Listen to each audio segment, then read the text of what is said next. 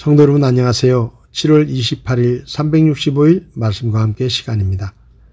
오늘부터는 이사야서를 읽게 되는데 오늘 읽을 말씀은 이사야서 1장에서 3장의 말씀입니다.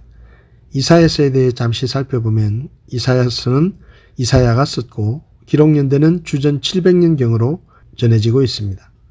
이사야서의 기록 목적은 이스라엘이 특별한 언약의 백성임을 상기시키며 온전한 관계 회복을 촉구하기 위해서 기록됐고 메시아의 강림을 예언하여 하나님만이 구원의 근거라는 소망을 갖게 하기 위해서 기록됐다고 볼 수 있습니다.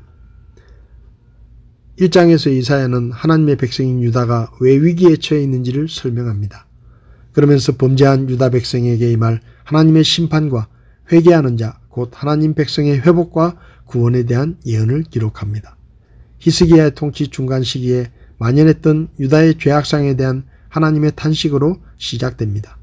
즉 하나님의 뜻을 거역하는 유다가 어떠한 심판을 받아야 하는지를 잘 보여주는 것입니다.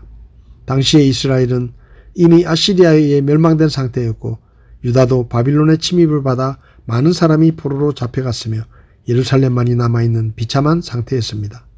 먼저 이사야는 유다의 비참한 상황을 애통하고 이러한 상황이 만들어진 것에 대한 유다 백성들의 신앙적 타락을 통렬히 비판합니다.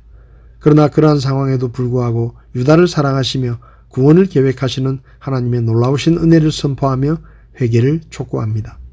또 하나님의 은혜를 저버리고 패역하면서 돌아오지 않는 백성에게는 심판을 예언합니다. 2장에서 이사야는 이스라엘이 말일에 하나님의 주권적인 능력으로 말미암아 모든 나라 위에 군림하게 될 것이라고 합니다. 무엇보다 하나님께서 친히 세상의 왕으로 공의로운 심판을 행하실 것임을 강력히 말합니다. 따라서 그런 하나님의 심판에서 살아남는 비결은 하나님의 말씀을 바르게 이해하고 그 말씀대로 행하며 겸손히 살아가는 것이라고 말합니다.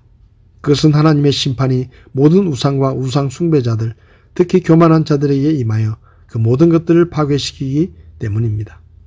유다가 저지른 죄들이 우상으로 비롯되었다는 것을 암시하는 많은 구절이 나타나며 이사야는 이러한 유다 백성들에게 인생을 의지하지 말고 하나님을 의지하도록 촉구합니다.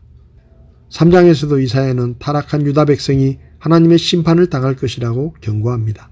3장 초반부에서는 2장 22절의 말씀과 논리적으로 연결되는데 인생을 의지하지 말아야 할 이유는 하나님께서 장차 유다가 의지하는 인생들을 모두 제하여 버리실 것이기 때문입니다. 특히 멸망당할 대상 중에는 분별 있는 자와 우상을 만드는 장인들이 그 선두에 있습니다. 이는 종교적인 타락이 있다는 것을 보여줍니다. 또 통치자들의 권위와 정통성이 사라지고 윤리성의 타락은 사회적인 혼란을 가중시키며 결국은 유다의 멸망을 가져오게 됩니다. 뒤이어 특권을 남용하는 지도자들의 폭력적인 행사가 나타나고 이것은 모든 유다 백성들의 타락을 부채질하는 요인이 되었습니다. 오늘 제 마음에 와닿은 말씀은 이사야 1장 2절과 3절의 말씀입니다. 오 하늘들이여 들으라, 오 땅이여 귀를 기울이라. 주께서 말씀하시기를 내가 자식들을 먹이고 키웠거늘 그들이 나를 거역하였도다. 소도 자기 주인을 알며 나귀도 자기 주인의 구유를 알건만은 이스라엘은 알지 못하며 내 백성은 깊이 생각하지 못하는도다 하셨도다. 이사야는 남왕국 유다의 10대 왕이었던 우시야 왕이 죽던 해에 하나님의 부르심을 받고 11대 요담, 12대 아하스, 13대 히스기야 왕의 통치 말년인 주전 680년까지 60년간 예언 활동을 했던 대언자입니다. 이사야서는 크게 두 부분으로 나뉘는데 1부는 1장에서 39장까지로 선민과 열방의 범죄에 대한 심판이 중심 주제이고 2부는 40장에서 66장까지로 하나님의 은혜에 의하여 남은 자들을 통해 이루실 선민의 회복과 구원이 중심 주제입니다. 이사야서는 주전 549년부터 바빌론을 정복한 페르시아의 고레스 왕까지 언급하고 있으며 그리스도의 탄생과 순환 그리고 메시아 왕국까지 다루고 있습니다.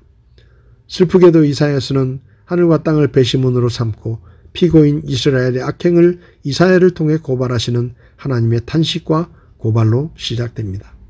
하나님은 하나님과 이스라엘의 관계를 세 가지로 보여주는데 첫째는 아버지와 아들의 관계에서 이스라엘은 자기를 먹이고 키워준 부모를 거역하고 반항하는 아들이라 고발하고, 둘째로 주인과 가축의 관계에서는 밥을 주고 돌봐주는 주인을 알아보지 못하는 배은망덕한 가축으로 고발하고, 셋째로 왕과 백성의 관계에서는 자신들이 백성이라는 것을 잊어버리고 왕이신 하나님을 무시하고 그분의 명령을 따르지 않는 백성으로 고발합니다. 성도 여러분, 영원히 멸망할 죄인이었던 우리는 하나님의 크신 은혜와 십자가에서 목숨을 내어주신 큰 사랑 때문에 예수님을 믿어 구원을 받고 하나님을 아버지라 부르며 하나님의 나라를 상속받을 하나님의 자녀가 되었고, 참 좋으신 하나님께서 지금까지 우리를 먹이고 입히고 돌봐주셔서 오늘까지 살아왔습니다. 그런데 혹시 하나님의 은혜와 사랑을 잊어버리고 아버지 하나님을 거역하고 있지는 않습니까?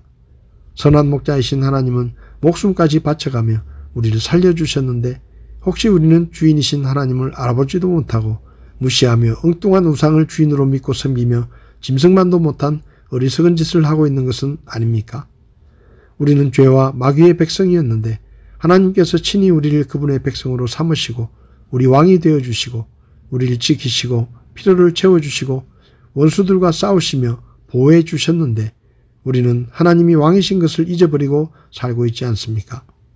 아버지 하나님의 사랑과 은혜를 기억하고 주인이신 하나님을 믿고 따르며 왕이신 하나님의 명령에 순종하는 우리가 되어 하나님을 기쁘시게 하는 삶을 살 수 있기를 바랍니다.